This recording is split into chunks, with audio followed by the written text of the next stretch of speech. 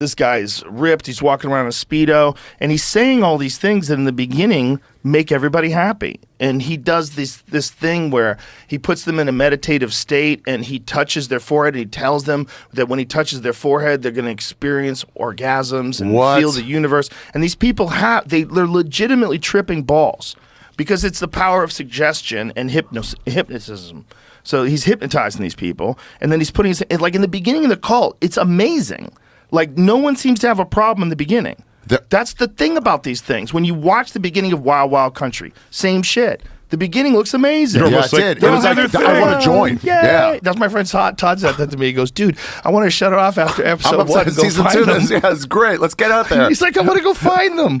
I want to join. It looks like they're having a good time. Yeah. Because most people live these fucking miserable lives doing a job they don't like to do. And if someone will tell you, like, you've got a community. We eat together. We pray together. They all meditated together. They all splashing around the water. It looks like they're having a great fucking time. Yeah. But as the guy gets older, he gets creepier, and the Cult Awareness Network goes after him. So he has to leave LA in the middle of the night, and he moves to Texas. And so he sets up shop in Texas. How are they not going to find him in Texas? Change his name again. This is the 90s. Pre-internet. 90s, bro. Yeah. This is the 90s, right? He starts the cult in like 81. So in the early 90s, there's these weirdos splashing around in Barton Springs holding hands with this guy who wears Speedos and an eyeliner. Like, what the fuck? And that's where they got him. So he changes his name from Michelle to Andreas. And so Andreas, now he's getting older. He starts getting weird. And one of the things he starts doing is fucking with his face. He starts like shoving cheek things in and pulling things back and lips. He looks fucking weird. And he's hanging on to like his good looks, and it throws them off because it doesn't fly with his message. Your body is a vessel. Your body is just a vessel. Cut up. You are God. We are all God. You know, it's like. And then, but now all of a sudden he's like getting facial surgery, and they're like, huh. And so then a guy leaves. He was more gay than leader. That one out of he realized he's like, well, I got to get the face fixed.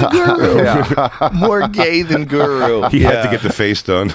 Yeah, it's a fascinating documentary, man. But I love all those things. I love when you watch one of these things. That one, the dude who fucked the whole family in Utah. Oh yeah. That was great. But you're watching, you're just like, how do I not know about this? Dude, I think there's certain people that, I mean, I think this is why cults work. I think this is why some people become religious zealots and suicide bombers. There's certain people that are just fucking really gullible, man. Yeah. You can get them. Well, not one of them ever, most of them, when they're interviewed afterwards, when they're out, they always say that same line of like, I know what cults were. Yeah. And in fact, when they would explain to people what was going on, they'd be like, I know what you're thinking. This isn't a cult. It's just a bunch of people living together, dressing the same, doing whatever, you know. Like they talk about it in the documentary. They explain a cult while they keep telling you, like, it's not that. We just all eat out of the same tray. We don't eat protein. In the documentary, they were saying, well, they were joking around that everybody thinks it's a cult, and they're like, well, if we're in a cult, at least we're in a good one. And it was for a long time until one guy leaves the cult and sends out a mass email. It's like, hey man, this guy's been hypnotizing me and fucking me for the past 10 years. Really? He found out he was being hypnotized. Oh, I mean, he's doing hypnotherapy on them. Wow. Yeah. Remember so in he's Boston? Putting them in states. Remember in Boston, that hypnotist? Frank Santos. Yeah, and we saw a door guy pass out. Yeah. He tried to do the whole room, and a door guy off to the left was just gone, and somebody pointed it out to him. Yeah. That guy that door guy would be like a candidate. Yes. Yeah, well, when we used to do Stitches, when Greg Fitzsimmons and I were coming up in Boston, Frank Santos was the fucking man. And we would all go watch because it was a comedy hypnotism show. And he would put people under. And some people he couldn't put under. Some people would just in front. Because you're doing it. It's not like you could get hypnotized if you wanted to in a relaxed setting. I had it done once. It's very interesting. And my friend Vinny Shorman, he hypnotizes fighters. And he gets to get to the root of like whatever their conflict in their mind is and try to sort things out, make them perform better. It's not what you're thinking. That's why I always don't believe in it, because it's not what I'm. They're not like, and your eyes are open, like, walk that way. Maybe not you. Here's my concern. Maybe some people, you can do that too. Yeah. This is what I think. I think what I experienced was like a different state of mind. Mm-hmm. It seemed like, I'm like, wow, this is like a drug. Like I'm on a drug. I mean, this is very strange. But it was very pleasant, and it was very I was present and pleasant. It was like I was right there, and I was like looking at things from a different angle. It's almost like I had removed some layers of clothing that was like my conditioning in life. I got to look at things. I'm like, this is very much like a psychedelic drug. Someone described to me once, or I heard, actually I think it was on Howard Stern also, a hypnotist that came on that does their thing, said this is essentially in a level hypnotizing. If they're listening to this while driving in a car, it lulls you, and they're just like not even thinking, they're just kind of like. But he said it's still a state of hypnosis when you're just kind of driving and not thinking. You're just when you turn up at your house, you're not hitting cars. You're not in danger of crashing. You're just on this complete no memory, present of how you got autopilot. back, yeah. Doesn't that weird you out when you find yourself doing that? You're like, what the fuck? Oh yeah, yeah. Like I'm doing everything right. I'm on the right road. I'm in the right lane. You're like, I forgot if the last 3 lights were green. How did I? This baby dragging How am I behind you. just zoning out while I'm driving?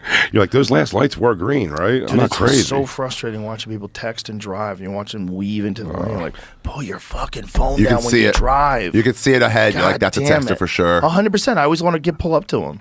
Just look at him. Too Instead of dangerous. texting, you look at him texting. Look at him texting. He's fucking jackass. You know what I do when they're texting at a red light and they're looking down? I'll just like honk next to them, and so they just start going before it's still red. And they go, what the fuck? Like, look up. Well, you don't have to do that now with CarPlay. CarPlay is the shit. You just I don't know speak if your you do texts? it. Yeah, man, I do it all the time. I take care of so much shit when I'm on my way to work. Yeah. I can say, text Big J, go fuck yourself, bam. And it says, go fuck yourself, send it.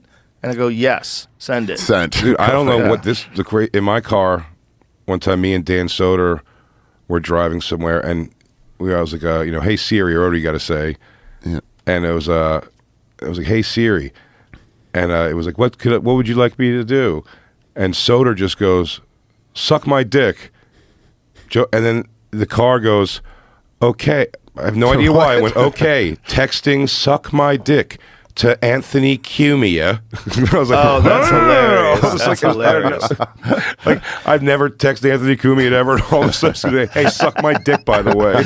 If you have like a shitty microphone in your car, it'll fuck Mine up. does that when it's like, call so-and-so, and they're like, calling this other person. You're like, no, stop. Mine, I wear those little AirPods, and sometimes I pick up the wrong ones. I have ones that I have for the sauna, and then ones for real world. Yeah. And the ones for the sauna, they get cooked. They go bad. Really? Yeah, they go bad. So like the microphone's bad. I'm talking to people. They're like, "Where the fuck are you?" I'm like, "All right, this mic's bad. It's cooked."